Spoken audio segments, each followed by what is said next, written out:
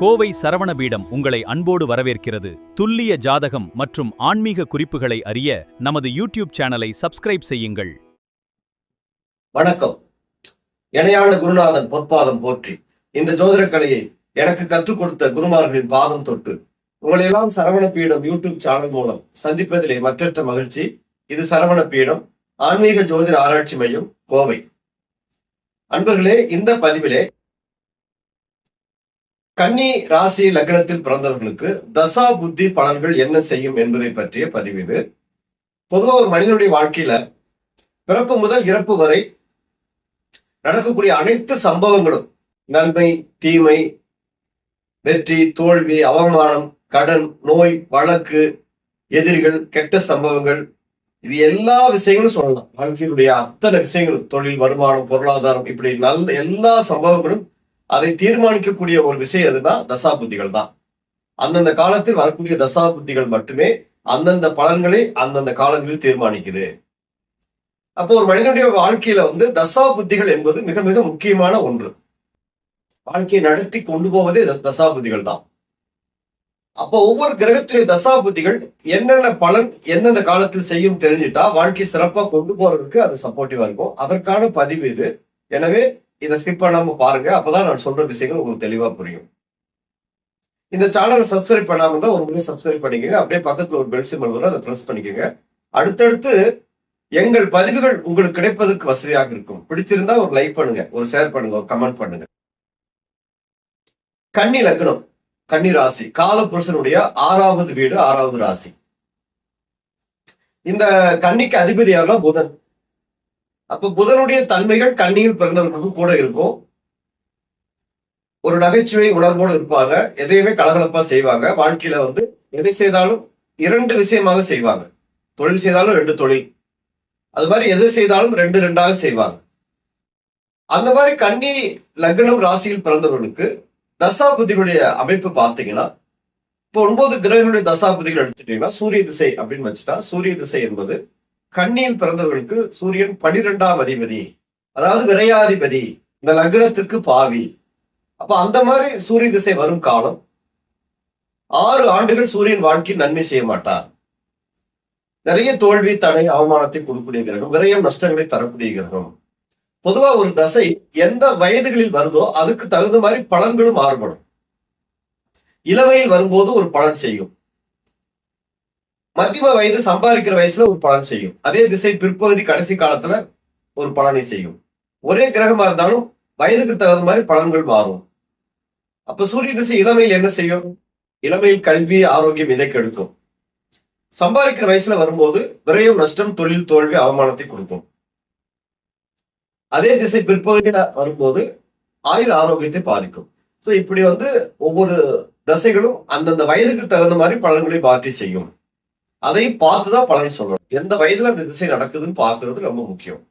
அப்ப சூரிய திசை என்பது கன்னிக்கு ஒரு நல்ல திசை கிடையாது. எனவே சூரியன் அந்த ஜாதகத்துல லக்னத்திற்கு 3, 6, 8, 12 இந்த பாவங்களில் மறைந்து இருந்தோ அல்லது 2ஆம் இடம் சொல்லக்கூடிய துலாத்துல நீச்சமா இருந்தோ திசை நடத்தினா அந்த திசை பெரிய பாதிப்புகளை தராது, ஓரளவுக்கு வெற்றிகளை தரும்.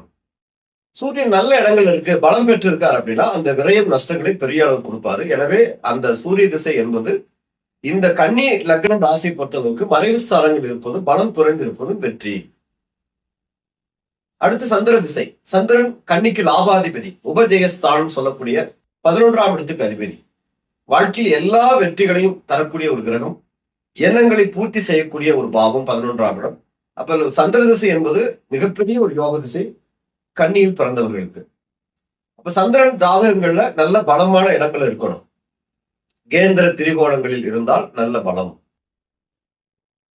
அதே மாதிரி ஆட்சி உச்சம் பெற்றிருந்தால் நல்ல பலம். இந்த மாதிரி லக்னத்திற்கு ஆட்சி உச்ச வீடுகள்ல கேந்திர திரிகோணங்கள்ல சந்திரன் இருந்து திசை நடத்தும் போது 10 ஆண்டுகள் அந்த திசை எந்த வயதில் வருதோ அதுக்கு தகுந்த மாதிரி நல்ல வெற்றிகளை கொடுக்கும். இளமையில் வந்தால் கல்வி சிறப்பு, வாழ்க்கையில் வெற்றி யோகம், நல்ல அறிவு, ஞானம், மனோகாரகம், நல்ல தெளிவான ஒரு ஆற்றலை சந்திரன் கொடுப்பார். சம்பாதிக்கிற வயசுல நல்ல லாபம், வெற்றி, உயர்வு, அந்தஸ்து, பிற்பகுதியில நல்ல நிம்மதி, சந்தோஷம். அப்ப 11ஆம் இடத்துடைய தன்மைகள் சிறப்பா வேலை செய்யும் 10 ஆண்டு சந்திர திசை. சந்திரன் ஒருவேளை 3, 6, 8, 12 மறைவு ஸ்தானங்கள்லயோ அல்லது நீச்ச வீடு விருச்சிகத்தில் இருந்தாலும் அந்த 10 ஆண்டு திசை என்பது நன்மைகளை தராது. அடுத்து செவ்வாய் திசை 7 ஆண்டுகள். செவ்வாய் கன்னிக்கு 3ஆம் இடத்துக்கு அதிபதி, அவரே 8ஆம் இடம் சொல்லக்கூடிய அஷ்டமாதிபதி. கன்னிக்கு செவ்வாய் மிகப்பெரிய பாவி. செவ்வாய் திசை வருது 7 வருஷம் அப்படின்னாலே அது எந்த வயதில் வந்தாலும் அந்த திசை நன்மை செய்யாது. நிறைய முயற்சிகளுக்கு தடை, வீண் பழி, அவமானம், தடை, தோல்வி இதெல்லாம் கொடுக்கக்கூடிய திசை. அப்ப எந்த வயதுகள் வருதோ அதுக்கு தகுந்த மாதிரி பலன்களை மாறும். பிற்பகுதியில் வந்தால் ஆரோக்கியத்தை கடுமையாக பாதிக்கும், ஆயுள் ஸ்தானத்தை பாதிக்கும். சம்பாதிக்கிற வயசுல நிறைய தோல்வி தடைகளை கொடுக்கும். இளமையில் நிறைய கல்வி ஆரோக்கியம் இதை கெடுக்கும். அப்ப செவ்வாய் கன்னிக்கு எப்படி இருக்கணும்னா மறைவு ஸ்தானங்கள் இருக்கணும். 3, 6, 8, 12 இந்த மாதிரி மறைவு ஸ்தானங்கள், அல்லது கடகத்தில் நீச்சமா இருக்கலாம். இந்த மாதிரி இருக்கும்போது செவ்வாய் திசை என்பது 7 ஆண்டுகள் பாதிப்பை தராது. உங்க சுய ஜாதகத்துல எடுத்து பார்த்து அதுல எந்த அமைப்புல இருக்குன்னு பார்த்து அதற்கான வழிபாடுகள், இறை வழிபாடுகள் செய்யும் போது அந்த திசைகளுடைய 7 வருஷ ஆண்டுகளை வெற்றிகளாக கொண்டு போகலாம். அதற்கான எளிய இறை வழிபாடுகள் செய்யும் போது அந்த 7 ஆண்டு திசையை சிறப்பாக கொண்டு போகலாம். அடுத்து ராகு திசை 18 ஆண்டுகள். பொதுவாகவே ராகு என்பது 18 வருஷம் எந்த ஒரு ஜாதகத்திற்கும் பெரிய நன்மைகளை செய்யாது. ஏன்னா ராகு நஷ்டத்தை தரக்கூடிய கிரகம். ராகு என்றாலே ஒரு போராட்டத்தை தரக்கூடிய கிரகம் அப்படின்னாலும் ராகு 12 ராசிகள்ல சொந்த வீடு இல்லாத ஒரு கிரகம் அப்படிங்கிறதுனால நின்ற இடத்தை பொறுத்துதான் பலன்கள் கொடுப்பாரு. கூட சேர்ந்த கிரகங்களை பொறுத்துதான் அந்த தசாபுத்திகள் பலன் செய்யும். அப்புறம் ராகு இயற்கை பாவியாக வரக்கூடிய கிரகம். அப்ப ராகு என்ன செய்யணும் அப்படின்னா லக்னத்துக்கு 3, 6, 8, 12 மறைவு ஸ்தானங்களில் நின்று திசை நடத்தினால் 18 ஆண்டுகள் விபரீத ராஜயோகம். கெட்டவன் கெட்டிடில் கிட்டிடும் ராஜயோகம் என்பது விதி. எனவே ராகு தசை என்பது கன்னிக்கு பொதுவா எல்லா லக்னத்துக்கும் மறைவு ஸ்தானங்கள் இருப்பது சிறப்பு. அது இல்லாம ராகு உச்சம் பெற்று இல்ல கேந்திர திரகோணங்கள் இருந்து திசை நடத்தும் போது 18 ஆண்டுகள் சோதனை காலம். நிறைய எந்த வயதுகள் வந்தாலும் அந்த வயதுகள்ல அந்த ராகு பிரச்சனைகள் தரக்கூடிய கிரகமாக இருப்பாரு. கடன், நோய், வழக்கு, எதிரிகள், கெட்ட சம்பவங்கள் இதை தரக்கூடிய கிரகம். கவனம் தேவை. அதற்கான எளிய இறை வழிபாடுகளை உங்க சுய ஜாதகத்தை ஆய்வு செய்து அதுக்கு தகுந்த மாதிரி செய்யுங்க. அடுத்து குரு திசை 16 ஆண்டுகள். கன்னிக்கு குரு 4, 7 குடைவர். 4ஆம் இடம் கேந்திர ஸ்தானம், சுகஸ்தானம், ஆரோக்கியம், நிம்மதி, இடம், நிலம், வீடு, வாகனம், சொத்துகள். 7ஆம் இடம் என்பது களத்திரஸ்தானம், மனைவி ஸ்தானம், கூட்டு தொழில் அப்படின்னு சொல்லக்கூடிய நண்பர்களை குறிக்கக்கூடிய இடம். அப்ப 4, 7 குடையவர் அப்படிங்கும் போது கேந்திராதிபதியாக வர்றாரு. ஆனாலும் கன்னிக்கு அவர் பாதகாதிபதியாக வந்துடுறாரு. 7ஆம் இடம் உபயத்திற்கு பாதகஸ்தானம். அப்ப குரு கன்னிக்கு நல்லவர் கிடையாது, பாதகாதிபதி. அப்ப குரு திசை வருதுன்னா குரு தன் மறைவு ஸ்தானங்கள் இருக்கணும் அல்லது நீச்ச வீடுகள் இருக்கணும். அப்பதான் யோகங்கள் நிறைய கிடைக்கும். 3, 6, 8, 12 கன்னிக்கு 3ஆம் இடம் விருச்சிகம், கன்னிக்கு 6ஆம் இடம் கும்பம், கன்னிக்கு 8ஆம் இடம் மேசம், கன்னிக்கு 12ஆம் இடம் சிம்மம். இந்த இடங்கள்ல குரு பகவான் இருந்து குரு திசை 16 ஆண்டுகள் நடந்தால் ஓரளவுக்கு வெற்றி திசையாக இருக்கும், நல்ல யோக திசையாக இருக்கும். குரு மகரத்தில் இருந்தாலும் மிகப்பெரிய வெற்றிகளை கொடுப்பாரு. ஏன்னா பாதகாதிபதி மறைவு ஸ்தானங்கள் இருப்பது யோகமே. ஆனாலும் களத்திர ஸ்தானாதிபதியா வர்றதுனால திருமண வாழ்க்கைங்கிற விஷயத்துல அந்த கிரகம் நல்லா இருந்தா தான், நல்ல பாவங்கள் இருந்தா தான் நல்ல வாழ்க்கை துணை கிடைக்கும். நல்ல இடம், நிலம், வீடு, சொத்துகள் அப்படிங்கிற மாதிரி இருக்கும். அப்ப உங்க சுய ஜாதகத்துல குரு எந்த அமைப்புல இருக்காரு, எந்த கிரகத்துடன் சேர்ந்திருக்காரு, எந்த கிரகத்துடைய பார்வை பெற்றிருக்காருன்னு பார்த்து அதுக்கு தகுந்த மாதிரி எளிய இறை வழிபாடு செய்யும் போது திருமண வாழ்க்கைங்கிற விஷயம் நல்லா இருக்கும், வெற்றிகளும் நல்ல சிறப்பாக அமையும். அடுத்து சனி திசை 19 ஆண்டுகள். சனி பகவான் கன்னிக்கு மிகப்பெரிய யோகாதிபதி. கன்னிக்கு 5, 6 கூடியவர். 5ஆம் இடம் சொல்லக்கூடிய பூர்வ புண்ணியாதிபதி, 6ஆம் இடம் சொல்லக்கூடிய சத்துருஸ்தானாதிபதியாக வந்தாலும் அவர் 5ஆம் இடத்துடைய திரிகோணாதிபதியா வரதுனால அவர் சுப கிரகம் தான். இயற்கை பாவியாக இருந்தாலும் லக்ன சுபர் தான் கன்னிக்கு. அப்ப நன்மையும் தீமையும் கலந்து செய்யக்கூடியவர். அப்ப லக்னத்திற்கு நல்ல இடங்கள்ல இருக்கணும் சனி பகவான் 3, 6, 8, 12 இந்த மாதிரி இடங்கள்ல மறையாம நல்ல ஆட்சி உச்ச வீடுகள்ல கேந்திர திரிகோணங்கள் இருந்து சனி திசை நடக்கும் போது அந்த 19 ஆண்டுகள் கன்னிக்கு சனி பகவான் மிகப்பெரிய யோகத்தை செய்வார். அதே சமயம் 6ஆம் இடத்துடைய வேலை செய்வாரு. இருந்தாலும் 5ஆம் இடத்துடைய அதிபதிங்கிறதுனால அந்த 6ஆம் இடத்துடைய தன்மை அதிகமாக இல்லாமல் பஞ்சமாதிபதி மிஞ்சு பலனை செய்வார் என்பதனால வெற்றிகளை நிறைய கொடுப்பார் என்பதுதான் விதி. எனவே கன்னிக்கு சனி பகவான் பலம் குறையாமல் இருந்தால் வெற்றியான திசை. எந்த வயதுகள் வந்தாலும் அந்த திசை நன்மை செய்யக்கூடிய திசை தான். அடுத்து புதன் திசை 17 ஆண்டுகள். புதன் கன்னிக்கு லக்னாதிபதி, அவரே ராசி அதிபதி, 1, 10 கூடியவர். அவர் மிக முக்கியமான ஒரு கிரகம், சீஃப் மினிஸ்டர் மாதிரி. இந்த ஜாதகத்திற்கு கன்னியில் பிறந்தவர்களுக்கு புதன் வாழ்க்கை மிகப்பெரிய வெற்றிகளை தரக்கூடியவர், தொழில் அந்தஸ்து உயர்வை தரக்கூடியவர், நல்ல ஒரு கிரகம் புதன். அப்ப புதன் 17 ஆண்டு திசை வந்ததுனாலே புதன் தன் ஆட்சி உச்ச வீடுகள் இருக்கலாம், கன்னியில இருக்கலாம் அல்லது மிதுனத்தில் இருக்கலாம், இல்ல நல்ல கேந்திர திரிகோணங்கள்ல நின்று பலமா திசை நடத்தும் போது அந்த திசை 17 ஆண்டுகள் ராஜ்ய யோகத்தை கொடுக்கும். ஒருவேளை புதன் நீச்சமாகவோ 3, 6, 8, 12 மறைந்தோ பலம் குறைஞ்சு பாவைகளுடன் சேர்ந்திருந்தால் அந்த திசை 17 ஆண்டுகள் சோதனை காலம்தான். நிறைய ஆரோக்கியம், நிம்மதி, இளமையில் கல்வியில் தடை, தோல்வி, சம்பாதிக்கிற வயசுல தொழில் தடை, வருமான தடை, பிற்பகுதியில் ஆயுள் ஆரோக்கியம், இது மாதிரி நிறைய தோல்விகளை புதன் கொடுப்பாரு. உங்க சுய ஜாதகத்துல புதனுடைய தன்மை எப்படி இருக்கோ அதை பார்த்து அதுக்கு தகுந்த மாதிரி வழிபாடுகள் செய்யுங்க. அந்த 17 ஆண்டுகள் வெற்றி மேல் வெற்றி கிடைக்கும். அடுத்து கேது திசை 7 ஆண்டுகள். கேது பகவான் திசை என்பது பொதுவாகவே கேது இயற்கை பாவி, சொந்த வீடு இல்லாத கிரகம். எனவே 3, 6, 8, 12 கேது மறைந்திருந்து திசை நடத்தினால் 7 ஆண்டுகள் பாதிப்பில்லாத நல்ல திசையாக இருக்கும்.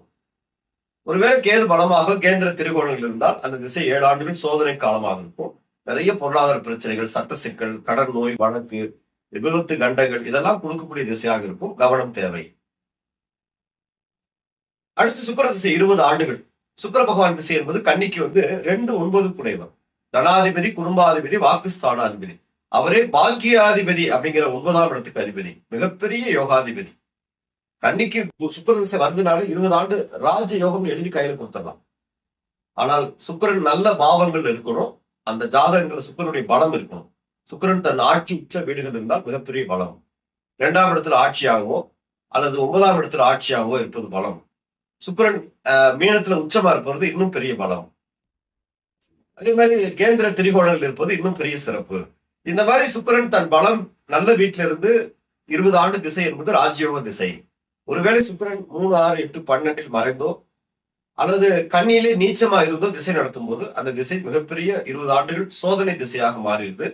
எந்த வயதுகள் வந்தாலும் அந்த வயதுக்கு தகுந்தபடி வாழ்க்கையில இளமை சுக்கிரன், குட்டி சுக்கிரனாக நிறைய சோதனைகளையும், சம்பாதிக்கிற வயசுல நிறைய பிரச்சனைகளையும், பொருளாதார தடை, வருமான தடை, நல்ல முன்னேற்றம் இல்லாத நிலை, அதே மாதிரி பிற்பகுதியில ஆயுள் ஆரோக்கியம், இது மாதிரி நிறைய பாதிப்புகளை தரக்கூடிய திசையாக இருக்கும். பணம் குறைஞ்சிருந்தா உங்க சுய ஜாதகத்தை எடுத்து ஆய்வு செய்து பாருங்க. நல்ல இடங்கள் இருந்தா நல்ல விஷயம், இல்லாட்டி அதுக்கு தகுந்த எளிய இறை வழிபாடுகள் செய்து அந்த 20 ஆண்டு வெற்றி திசையாக மாற்றலாம். இது மாதிரி 9 கிரகங்களும் கன்னியில் பிறந்தவர்களுக்கு எந்தெந்த பாவங்கள் இருக்குதோ அதுக்கு தகுந்த மாதிரி பலன்கள் மாறுபடும் சொன்னேன். என்னென்ன செய்யும் அப்படிங்கிறத தெரிஞ்சுட்டோம். அதுல 9 கிரகங்களுடைய திசை அப்படியே எல்லாருக்கும் வருமானா வராது. ஒரு சில திசைகள் வராமல் கூட போகும். ஏன்னா 120 ஆண்டுகள் ஒரு மனிதன் உயிரோடு இருந்தாதான் இந்த 9 கிரகங்களும் திசைகள் வரும். அப்படி 120 ஆண்டுகள் உயிர் வாழ்வதற்கு இன்றைய சாத்தியக்கூறுகள் இல்லை. ஒரு மனிதனுக்கு இன்னைக்கு சராசரி வயதே 70, 60 அப்படின்னு ஆயிடுச்சு. எனவே எல்லா திசைகளும் வரக்கூடிய வாய்ப்புகள் இல்லை. ஒரு சில திசைகள் வராமல் போகும். அவரவர் பிறந்த நட்சத்திரத்தின் அடிப்படையில் தான் திசைகள் ஆரம்பிக்கும். அப்ப எந்தெந்த திசைகள் முதல் தொடங்குதோ அதுல இருந்து ஒரு சில திசைகள் வராமல் போறதுக்கு வாய்ப்பு இருக்கு. இப்ப கன்னிராசி அஸ்த நட்சத்திரம் அப்படின்னு வச்சுக்கலாம். உதாரணத்துக்கு கன்னிராசி அஸ்த நட்சத்திரம் அப்படின்னு வச்சுட்டா அஸ்தத்தில் பிறந்தவர்களுக்கு முதல் சந்திர திசை தொடங்கும். ஏன்னா அஸ்தத்துக்கு அதிபதி சந்திரன். சந்திர திசை, பிறகு செவ்வாய் திசை, பிறகு ராகு திசை, பிறகு குரு திசை, பிறகு சனி திசை, பிறகு புதன் திசை, பிறகு கேது திசை, பிறகு சுக்கிர திசை, பிறகு சூரிய திசை. இப்படி 9 கிரகமும் வரிசையா வந்தாலும் இதுல பாத்தீங்கன்னா சந்திரன், செவ்வாய், ராகு, குரு, சனி, புதன் வரைக்கும் வரும். அடுத்து கேது, சுக்கிரன், சூரியன் வராமல் போகலாம். உங்க ஆயுளுக்கு தகுந்த மாதிரி எந்த திசைகள் வருது வரலைங்கிறது உங்க சுய ஜாதகத்தை பார்த்து தெரிஞ்சுக்கணும். அப்படின்னா உங்க கன்னியில் பிறந்தவர்களுக்கு உங்க ஜாதக பிரகாரம் எந்த திசை முதல் திசை, என்னென்ன திசைகள் வரும்னு பார்த்து அந்த திசைக்கான கிரகங்கள் எந்தெந்த பாவத்தில் இருக்கோ அதுக்கு தகுந்த மாதிரி நல்ல வழிபாடுகள், பரிகாரங்கள் செய்து உங்களுடைய ஜாதகத்தை வெற்றி ஜாதகமாக நல்ல சிறப்பான தசாபுத்திகளாக கொண்டு செல்லலாம். எனவே அவரவர் சுய ஜாதகத்தை வைத்து இந்த பலன்களை பார்த்து நன்மை தீமைகளை அந்தந்த காலங்களில் முடிவு செய்துக்கணும். அப்படி செய்யும் போது வெற்றிகள் நிறைய எல்லா திசைகளும் கொடுக்கும் என்று சொல்லி நான் வணங்கும் செந்திலாண்டவனை பிரார்த்தனை செய்து உங்களிடமிருந்து விடைபெறுவது கோவை முருகன் அடிமை. நன்றி, வணக்கம்.